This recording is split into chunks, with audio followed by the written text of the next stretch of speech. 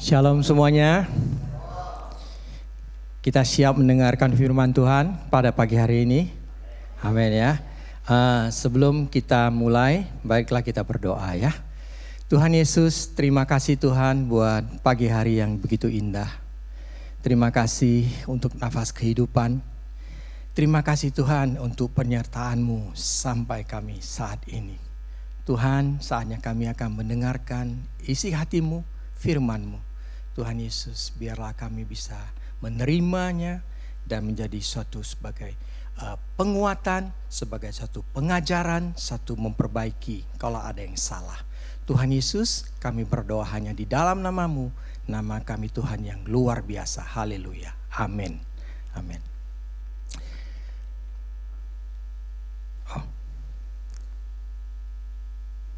Pagi hari ini khotbah saya beri judul Air susu dibalas air tuba. Kita semua orang diberikan Tuhan free will di dalam hidup kita, karena Tuhan tidak menciptakan manusia untuk menjadi robot ya. Kita semuanya punya kehendak bebas. Kita dibebas untuk menyembah atau memberontak kepada Tuhan. Kita juga bebas untuk mau percaya kepada Tuhan atau tidak percaya kepada Tuhan. Manusia secara umumnya bisa dengan cara mudah berubah. Baik karena situasi ataupun godaan. Baik tawaran duniawi atau kedagingan. Seperti ya, kekayaan, jabatan, hawa nafsu dan sebagainya. Maka dari itu dibutuhkan kesetiaan dan ketaatan kita kepada Tuhan Yesus. Pilihan selalu diberikan kepada kita setiap hari. Apakah kita mau mempermuliakan Tuhan atau mau mempermalukan Tuhan? Atas pilihan itu ada yang bersifat fatal dan ada yang bersifat menyakiti hati Tuhan. Baik yang kita alami sekarang maupun yang akan datang. Nah, bagaimana caranya agar kita tetap setia dan percaya dan taat di dalam menjalankan kehidupan kita sebagai anak-anak Tuhan? Karena saat kita terima Tuhan, kita tidak langsung dipanggil pulang. Kalau udah langsung dipanggil pulang, ya nggak usah pusing ya saudara. Langsung ketemu Tuhan Yesus. Tapi kita masih hidup di dunia ini. Nah, yang harus kita pastikan yaitu saat kita pulang, apakah kita masih memiliki iman di dalam Tuhan Yesus atau kita berpaling kepada yang lain. Nah, hari ini firman Tuhan diambil dari Yohanes 18 ayat 38b sampai 40.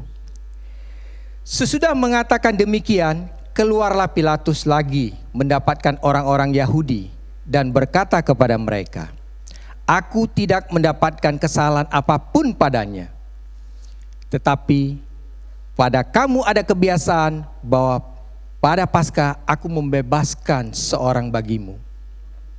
Maukah kamu supaya aku membebaskan raja orang Yahudi bagimu?"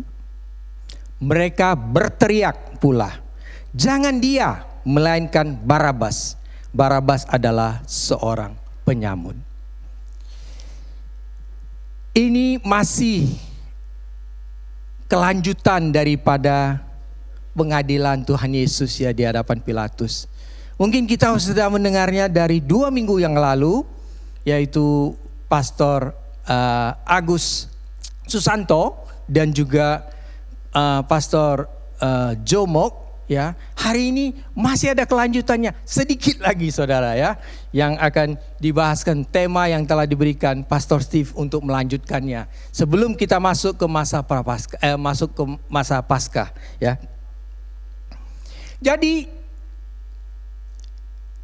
orang-orang Yahudi ya, mereka itu berusaha untuk membuat Yesus itu bersalah secara politik.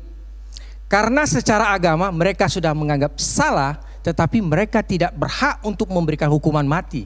Karena bangsa Yahudi masih di bawah penjajahan Romawi. Nah, makanya waktu itu dibawa kepada Pilatus lagi, Dan pada waktu ayat ke-38 kita lihat, seolah-olah Pilatus dia mengatakan begini. Sesudah mengatakan ayat sebelumnya ya 38b. Apakah kebenaran itu?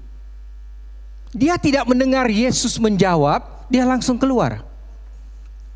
Nah, itu merupakan satu indikasi mengatakan bahwa Tuhan Yesus berusaha untuk berkata-kata tentang sorgawi. Jadi makanya kita lihat ya di ayat ke-33 sampai 37 di mana Pilatus menginterogasi Yesus, selalu dia mengatakan, "Apakah engkau raja orang Yahudi?" Selalu itu yang ditanyakan. Karena orang Yahudi menuduhnya, karena dengan itu baru bisa dihukum mati. Kenapa? Di Imamat 24 ayat 16 firman Tuhan mengatakan gini, siapa yang menghujat nama Tuhan, pastilah dia dihukum mati dan dilontari dengan batu oleh sekalian jemaat, baik orang asing maupun orang Israel asli. Bila ia menghujat nama Tuhan, haruslah dihukum mati. Jadi menurut hukum Taurat Yahudi, menghujat Tuhan harus dihukum mati dengan dilempari batu. Tetapi kan firman Tuhan selalu mengatakan dia akan dinaik ke kayu salib, disalibkan. Maka dari itu ya saudara, inilah untuk penggenapan firman Tuhan. Yesus akan mati dengan cara digantung di kayu salib. Kalau dengan cara hukum Taurat, jadi sekarang ini mungkin kita nggak pakai salib saudara. Karena Tuhan Yesusnya dilempar pakai batu. Nah, semua nubuatan digenapi. Itulah Tuhan kita yang luar biasa. Ya. Di ayat 38b dikatakan begini. Lalu keluar Pilatus mendapatkan orang-orang Yahudi dan berkata kepada mereka, "Aku tidak mendapatkan kesalahan apapun padanya." Karena apa? Karena yang dituduhkan yaitu yang bersifat politik. Dan setelah Pilatus bertanya, "Apakah engkau raja orang Yahudi?" Coba kita lihat jawab Tuhan Yesus. Di ayat 36, Tuhan Yesus berbicara mengenai kerajaannya bukan dari dunia ini. Satu. Yang ayat ke-37 dikatakan lagi, bahwa aku memberitahukan kepada dia. Tuhan Yesus menceritakan waktu ditanya, "Apakah engkau raja orang Yahudi?" Seorang raja. "Untuk itulah aku lahir dan datang ke dunia, supaya memberikan kesaksian tentang kebenaran." Nah, tambah bingung lagi Pilatusnya. No, ini bukan orang politik ini. Makanya Pilatus mengatakan bahwa saya sudah memutuskan tidak ada kesalahan apapun padanya. Sampai diulang ketiga kali. Di saat Yohanes 19, kalau kita melanjutkan bab Yohanes ke-19, di ayat ke-4 dan ke-6, Pilatus berkali-kali mengatakan, "Aku tidak menemukan kesalahan apapun padanya." Karena Tuhan Yesus berbicara tentang rohani. Tuhan Yesus berbicara tentang sorgawi. Tuhan Yesus tidak tertarik untuk menjadi seorang pemimpin secara politik. Seharusnya Pilatus bertanya ya. Bukan bertanya apakah kebenaran itu, tapi seharusnya dia bertanya, siapakah kebenaran itu? Karena kebenaran itu bukan tentang apa, tapi tentang siapa. Dia gak sadar bahwa dia sedang berbicara dengan sang kebenaran sejati itu sendiri. Di Yohanes 14 ayat 6, Tuhan Yesus mengatakan, "Akulah jalan, kebenaran, dan hidup." Kita lihat, ada setidaknya dua perkara yang membuat orang Yahudi untuk menghukum Yesus mati. Yang pertama, dia mengatakan Tuhan Yesus melanggar hukum Taurat dengan menyembuhkan orang pada hari Sabat. Enggak boleh menyembuhkan orang pada hari Sabat.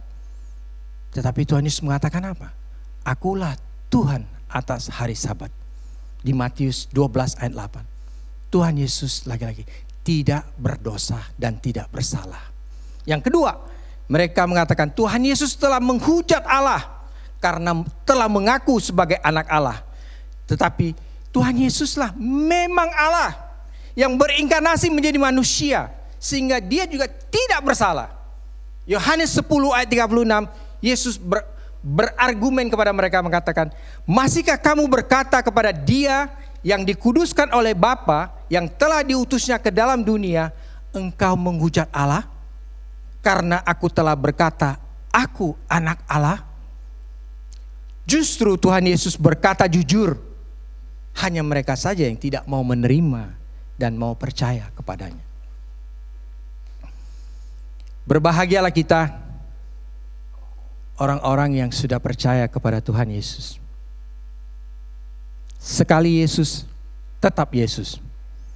Tidak bisa digantikan dengan yang lain. Karena Tuhan Yesus adalah satu-satunya yang telah menebus kita. Seperti Mazmur 73 yang mengatakan, selain engkau tidak ada yang kuingini di bumi. Hanya Yesus. Yesus. Bagi yang belum percaya, ambil keputusan. Jangan tunda hari ini. Kalau Tuhan mengetuk pintumu, hatimu, ambil keputusan hari ini. Terima Dia. Kalau engkau mau selamat. Masuk ke dalam keluarga kerajaan Allah, menjadi anak-anak Allah. Tidak ada yang seperti Yesus, saudara. Boleh kita cari dimanapun. Adakah yang seperti Yesus? Pemimpin agama adakah yang seperti Yesus? Yang rela mati, karena dia tidak bersalah, dia rela mati. Bukan karena kesalahannya. Dia gak bersalah, saudara, tapi dia rela mati. Sudah mati, dia bangkit. Sudah dia bangkit, dia menjamin keselamatan kita. Sedangkan yang lain sudah mati, nggak bangkit-bangkit.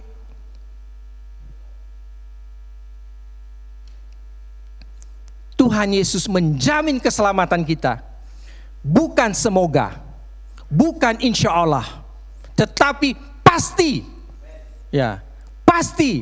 Karena karya penebusan ini bukan tergantung kita, saudara. Bukan. Kalau tergantung kita ya bisa. Kita manusia tiap hari dosanya berapa dihitung? Banyak sekali, saudara. Tetapi bukan karena kita, tetapi karena Dia. Dia yang mati buat kita. Itu bedanya, saudara. Kenapa Dia bisa menjamin keselamatan? Karena bukan tergantung manusianya, tapi tergantung kepada Yesus. Tuhan Yesus tidak pernah gagal dan batal dalam karya penyelamatannya. Apa yang bisa kita pelajari dari perikop firman Tuhan hari ini, agar kita bisa tetap setia dan taat kepada Tuhan? Yang pertama, ingat kita hutang nyawa, saudara. Tuhan Yesus disalibkan bukan karena kejahatan dan kesalahannya, tetapi karena tujuan utama menebus dosa kita. Yang tadi kita telah bahas ya. Saya uraikan satu persatu. Dia tidak bersalah. Sebagai orang percaya, kita harus menyadari penuh. Kita harus menyadari penuh bahwa pengorbanan yang Tuhan Yesus lakukan hanya semata untuk kita orang yang berdosa. Tuhan Yesus tidak bersalah dan tidak berdosa. Tuhan Yesus pernah menantang orang Yahudi. Di Yohanes 8:46 dia mengatakan begini. Siapakah di antaramu yang membuktikan aku berbuat dosa? Tidak ada. Tuhan Yesus adalah manusia yang suci. Tidak pernah berbuat dosa. Makanya dia layak untuk mengampuni dosa kita. 2 Korintus 5 ayat 21, firman Tuhan mengatakan, Dia yang tidak mengenal dosa telah dibuatnya menjadi dosa karena kita, supaya dalam Dia kita dibenarkan oleh Allah. Artinya, saudara, bahwa setiap dosa yang kita lakukan tidak dapat diampuni dengan perbuatan baik kita, tetapi melalui pengorbanan Tuhan Yesus yang telah mati. Seharusnya yang berdosa kita, yang mati itu kita, bukan Tuhan Yesus. Tapi Tuhan Yesus take place for us. Saya memberikan satu ilustrasi ya. Suatu hari ada seorang yang telah memperkosa dan habis itu membunuh. Setelah melakukan itu dia sadar, wah ini kalau saya ditangkap saya pasti dihukum ini. Nah untuk supaya nanti kalau dihukum, hukumannya bisa diringankan dipikir. Dia bertobat dan berbuat sosial. Dia nyapu lantai di pasar, ya. Dia berbuat baik kepada orang miskin semuanya. Satu hari ketangkep. Nah sudah ketangkep, ditanya. Kesalahannya memperkosa dan membunuh. Akhirnya dia appeal sama hakimnya. Tapi Pak Hakim, saya sudah buat kebaikan loh. Saya sudah nyapu pasar. Saya sudah buat baik sama orang miskin. Saya buat apa? Apakah kalian pikir hakim akan membebaskan dia dari pemerkosaan dan pembunuhan? Pasti tidak. Hukum tetap berlaku. Benar atau tidak? Atau tidak atau benar? Di dunia saja tidak lewat saudara. Apakah saudara pikir di sana akan lewat? Penghakiman terakhir Tuhan Yesus.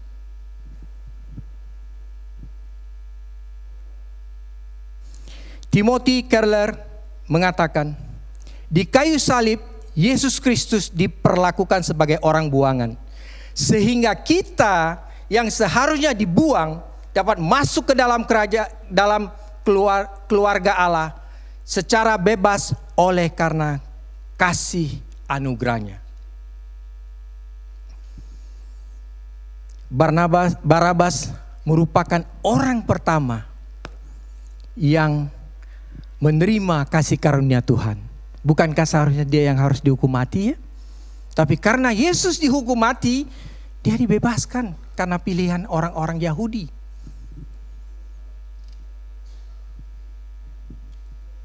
Memang tidak ada catatan di dalam Alkitab bagaimana kisah selanjutnya Barabas setelah dia dibebaskan.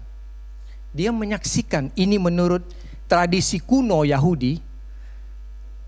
Maksudnya rumornya terpencar mengatakan bahwa dia setelah dibebaskan dia melihat Tuhan Yesus disalibkan, menggantikan dia.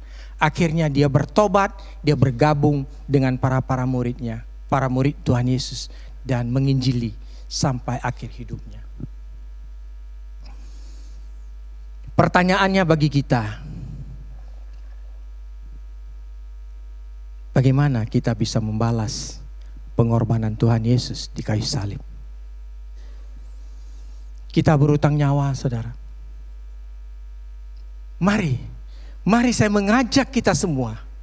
Mari kita semakin memuliakan Tuhan. Di dalam setiap kehidupan kita. Jangan hanya menjadi pendengar, tapi menjadi pelaku firman. Berhenti berbuat dosa, menyakiti hati Tuhan. Hidup sesuai dengan kehendak Tuhan. Bukan hanya semau gue. Pokoknya saya mau begini. Hidup kita telah dibeli, telah dibayar dengan darah yang mahal, saudara. Bukan dengan barang fana, perak dan emas, tapi dengan darah yang tertumpah di kayu salib untuk saudara dan saya. Kalau kita bekerja, bekerjalah untuk Tuhan. Kalau kita melayani, melayanilah sungguh-sungguh untuk Tuhan. Bukan untuk pendeta, bukan untuk teman, bukan untuk supaya dilihat orang, bukan untuk supaya terkenal. Tidak. Mari kita lakukan dengan motivasi yang benar. Kita sungguh-sungguh mencintai Tuhan. Menomorsatukan Tuhan. Biarlah melalui hidup kita menjadi saksi dan juga menjadi penginjilan yang hidup yang bisa dilihat orang di sekitar kita. Mari saudara, saya mengajak kita semua, jadilah orang-orang yang percaya kepada Tuhan. Sekali Yesus, tetap Yesus. Hargai, berterima kasih dengan apa keselamatan yang telah diberikan kepada kita. yaitu dengan matinya dia di kayu salib. Janganlah kita membalas kebaikan Tuhan dengan sesuatu yang menyakiti hatinya, seperti yang dilakukan oleh orang-orang Yahudi, yaitu air susu dibalas dengan air tuba. Begitu Tuhan Yesus datang memberikan kebenaran, menceritakan, memberitahukan kebenaran, tetapi dan membuat begitu banyak kebaikan, tetapi mereka tolak. Yang kedua yang kita bisa pelajari, yaitu jangan salah pilih. Ayat 40, mereka berteriak pula, jangan dia melainkan Barabas. Barabas adalah seorang penyamun. Ketika Pilatus menawarkan, Pilatus berharap mereka akan memilih Yesus, tetapi ternyata tidak, saudara. Bahkan di bab 19 Yohanes, kalau kita terus membacanya, Pilatus lebih lagi berusaha melepaskan Tuhan Yesus. Tetapi karena desakan begitu dari imam-imam kepala dan ahli-ahli Taurat dan juga orang-orang Yahudi, mereka lebih bahkan memilih Kaisar sebagai raja mereka. Padahal mereka dijajah oleh bangsa Yahudi, bangsa Romawi. Berkhianat. Lebih pro kepada penjajah daripada Tuhan Yesus yang telah banyak berbuat kebaikan di tengah-tengah orang Yahudi. Malah mengancam, kalau engkau membebaskan dia, engkau bukan sahabat Kaisar. Wow. Ketika mereka memilih Barabas, kita pasti juga akan kecewa ya. Wah, ini benar ini.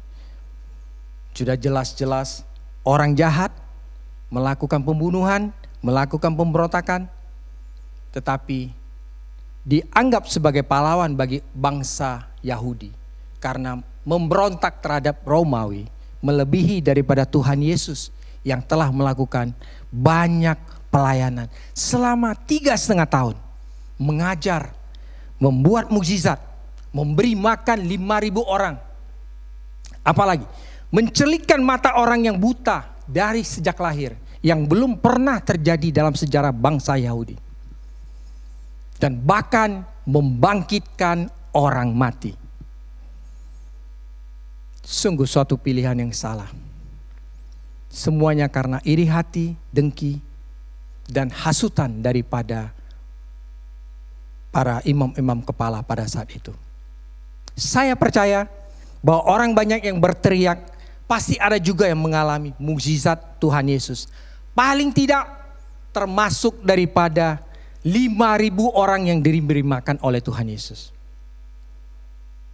Dan begitu juga orang-orang Yahudi di saat Tuhan Yesus masuk ke kota Yerusalem, ya, itu 5 hari yang lalu sebelum Paskah. Semua orang, ya, yaitu 10 bulan Nisan menurut kalender Yahudi, terkenal dengan Minggu Palem.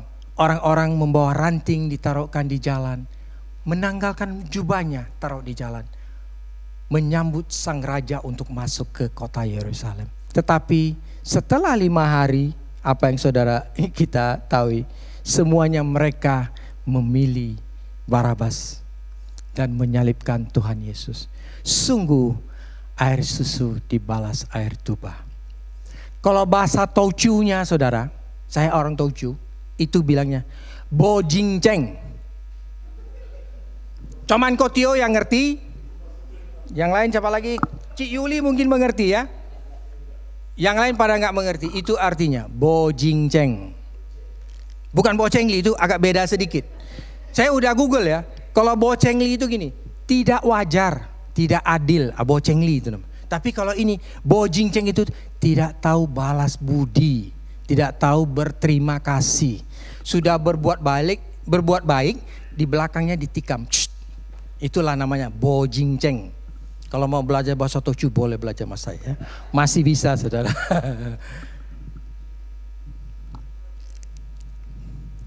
Memang pemilihan ini adalah untuk menggenapi karya penebusan dosa seluruh umat manusia. oleh Tuhan Yesus yang mati di kayu salib. Tapi mari kita lihat diri kita sendiri. Apakah kita juga pernah melakukan hal yang sama yang seperti orang Yahudi lakukan? Pilihan selalu ada di tangan kita. Baik itu memuliakan Tuhan seperti saya katakan tadi di awal, ataupun kita mempermalukan Tuhan. Ada yang bersifat fatal atau binasa, dan ada yang hanya bersifat menyakiti hati Tuhan. Pilihan yang bersifat fatal yaitu ketika kita memutuskan untuk menjual atau menukar Tuhan Yesus yang sungguh-sungguh Allah dengan Tuhan yang ciptaan manusia, sehingga kita keluar dari keselamatan yang telah diberikan kepada kita karena murtad. Murtad itu artinya menyangkal Tuhan Yesus sebagai Tuhan dan Juru Selamat pribadinya dan berpaling kepada yang lain, yang sesungguhnya bukan Tuhan, yang tidak sanggup menyelamatkan dengan berbagai alasan. Baik itu pacar, pasangan hidup, kedudukan, kekayaan, kemewahan, popularitas, menarik simpatik umum karena terlibat kasus, dan apa aja alasannya. Lagi ngetren di Indonesia sekarang. Mualaf. Tahu saudara ya mualaf ya? Menjual Tuhan Yesus hanya karena pasangan hidup, karena sudah terlanjur cinta dan sayang. Padahal pasangan hidupmu tidak mau mati buat kamu. Seandainya mau mati pun juga tidak bisa menyelamatkanmu, karena sama-sama orang berdosa. Tuhan Yesus mengatakan, orang buta menuntun orang buta, sama-sama jatuh ke dalam lubang. Hati-hati dengan siapa kita berteman atau bergaul. Apakah kita bergaul dan bersekutu dengan teman-teman seiman, atau kita bergaul dengan teman orang-orang yang tidak seiman. Bukan berarti bahwa kita tidak boleh bergaul, saudara. Tetapi kita harus bisa menjaga agar sampai kita terjerumus di dalam iman percaya mereka.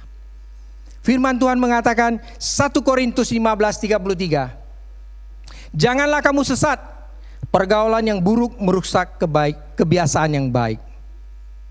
Rasul Paulus tegas mengatakan, janganlah kamu sesat, karena pergaulan bisa mempengaruhi orang tersebut. Contoh, suka bergaul dengan orang yang suka gosip, pasti lama-lama jadi penggosip, percayalah. Tapi kalau bergaul dengan orang yang suka berdoa, pasti jadi suka berdoa nanti. Lalu suka berteman dengan orang yang pakai narkoba, minum-minum, ikut tuh satu hari nanti. Lebih-lebih bagi orang-orang yang suam-suam kuku, atau istilahnya Kristen KTP.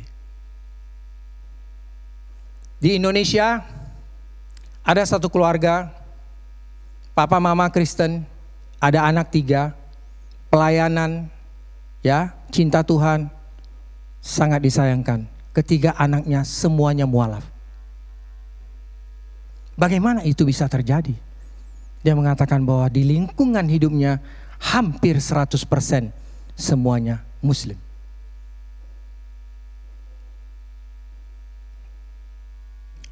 Ingat para orang tua, kita bertanggung jawab terhadap anak-anak kita kepada Tuhan. Kita harus membimbing mereka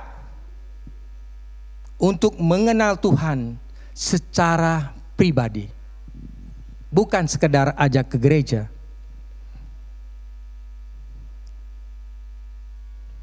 Di saat saya melayani pitch tent tahun lalu, ada satu anak muda, mereka bergerombolan datang masuk ke dalam tent. Berbicara-bicara, rupanya saudara tahu, dia backgroundnya bukan Muslim. Dia Kristen, tetapi dia ikut bersama teman-temannya sehingga dia menjadi Muslim. Maka dari itu saudara, bergaul dengan siapa sangat penting. Kita sering mendengar ya, jangan salah pilih teman. Bergaul dengan siapa boleh saja, tapi masuk kepada urusan pasangan hidup, jangan salah pilih saudara. Harus yang seiman. Seiman saja kadang kandas, apalagi tidak seiman. Maka dari itu mintalah kepada Tuhan Yesus untuk pasangan hidup yang seiman. Pasti Tuhan akan memberikan yang the best. Firman Tuhan 2 Korintus 6 ayat 14. Janganlah kamu merupakan pasangan yang tidak seimbang dan orang-orang yang tidak percaya. Sebab persamaan apakah yang terdapat antara kebenaran dan kedurhakaan? Atau bagaimanakah terang dapat bersatu dengan gelap? Nasihat kepada anak-anak muda yang belum punya pasangan. Hati-hati dalam berhubungan dengan lawan jenis atau yang sejenis. Lagi ngetren. Ya, Adam and Steve. Harusnya Adam and Eve, bukan Adam and Steve. Karena bisa menjadi jerat sehingga rela menjual Tuhan Yesus hanya demi pacar, bisa murtad mengikutinya. Padahal Tuhan Yesus telah mati buat kita, buat saudara. Bagaimana caranya untuk mencegah hal ini terjadi? Saya memberikan nasihat. Saya juga memberikan nasihat kepada 2 anak saya. Sebelum Anda jatuh cinta kepada seorang wanita, find out dulu, apakah dia orang percaya atau bukan. Kalau bukan, ambil keputusan, mundur, tinggalkan niatmu itu.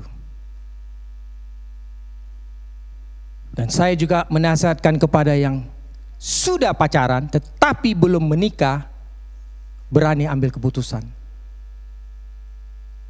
Apakah saudara meragukan bahwa Tuhan tidak bisa memberikan saudara yang lebih the best?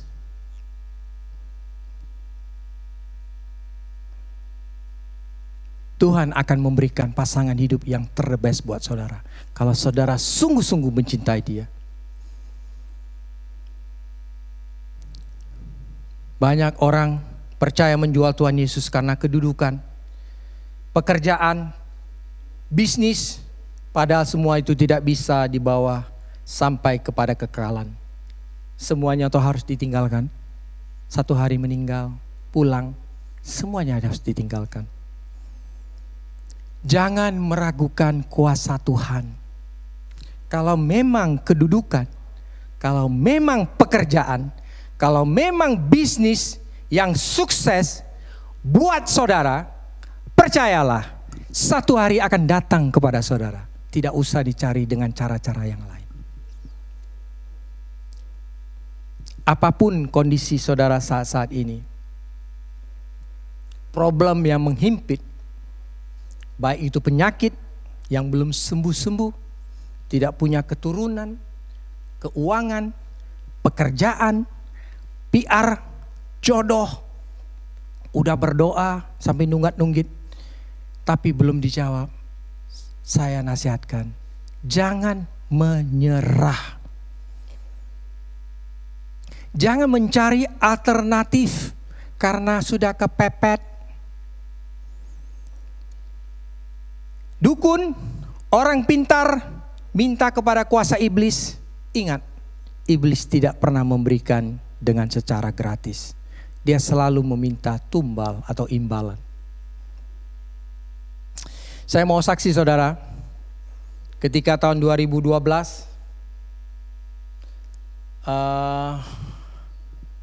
saya sempat membuka dollar shop, ya. Jadi waktu itu kita sudah mau jual, kita udah doa, ada satu orang yang udah menawarkan, tapi ternyata tidak jadi. Jadi waktu kita bergumul itu, Mama Juliana yang notabene masih Buddhis ya, juga menawarkan kepada Juliana. Dia bilang begini, "Look, kamu gak usah doa, tapi berdiri saja di depan sesembahan, kui-kui saja. Supaya maksudnya untuk ditolong oleh sesembahan Mama yang Mama puja begitu ya." Juliana bilang mengatakan tidak akan pernah terjadi. Bahkan Juliana bilang apa? Bahkan sekalipun saya harus memberikan toko ini secara gratis, saya akan relakan. Saya tidak akan bow down kepada berhala yang disembah oleh mama saya. Tuhan Yesus, saudara tahu, tidak berapa lama setelah kemudian, Tuhan membuat satu miracle yang luar biasa. Toko itu terjual dengan begitu mulus, dengan begitu cara yang dahsyat oleh Tuhan. Untungnya tidak sempat kui. Kalau sempat kui dia bilang, nah itu kan berhala saya, maksudnya Tuhan saya yang nolongin kamu. Sehingga nama Tuhan Yesus tidak dipermuliakan.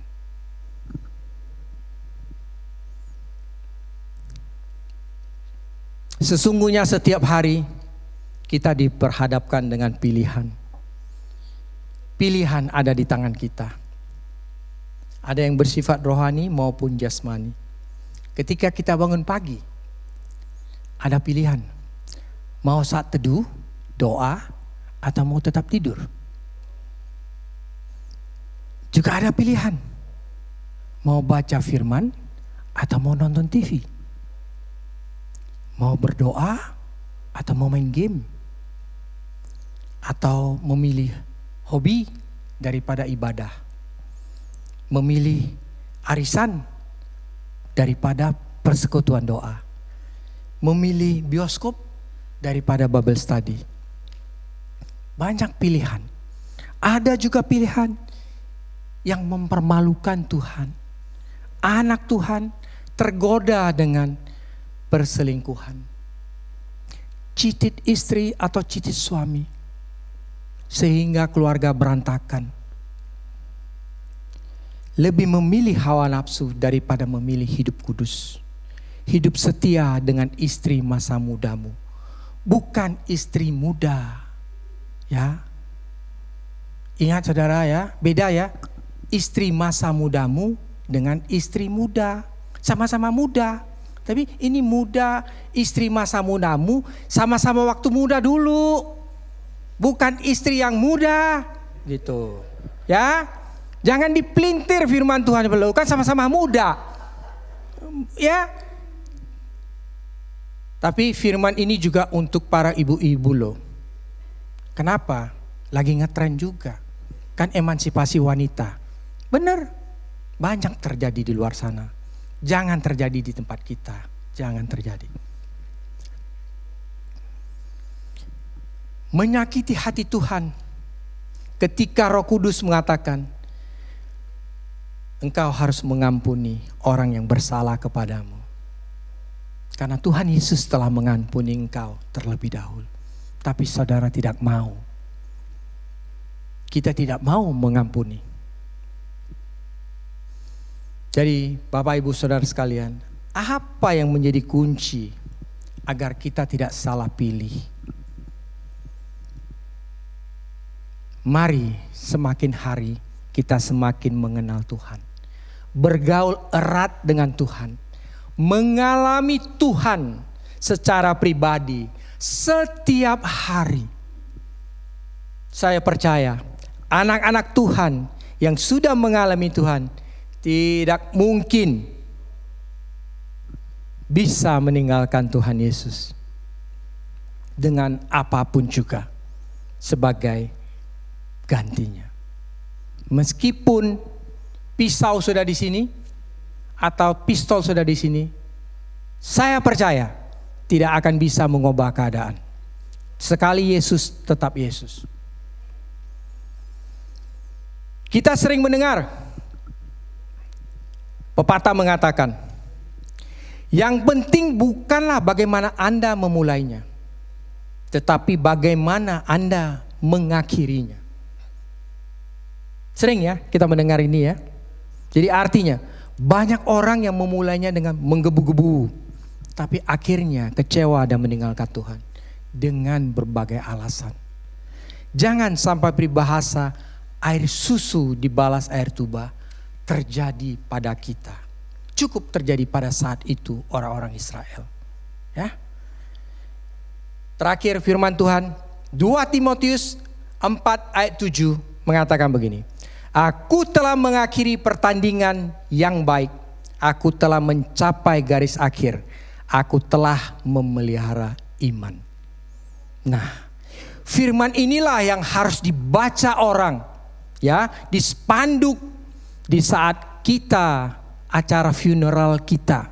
Memang kita nggak bisa baca, tapi itulah yang harus dibaca oleh orang-orang yang melawat kita, bahwa kita telah mengakhirinya dengan baik.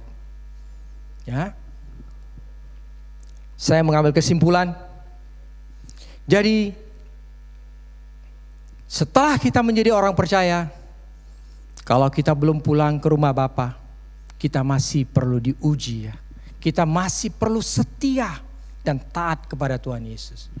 Apa yang menjadi kunci agar kita bisa tetap taat dan percaya kepada Tuhan, tidak meninggalkan Tuhan? Yang pertama, yaitu kita harus menyadari kita hutang nyawa.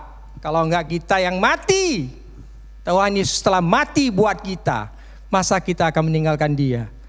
Ingat berapa kebaikan Tuhan yang telah Tuhan lakukan dalam hidup kita. Tidak terhitung, saudara. Saya kalau mau mencatat bagaimana baiknya Tuhan dalam kehidupan saya bisa mencatat mungkin lebih dari Alkitab ini.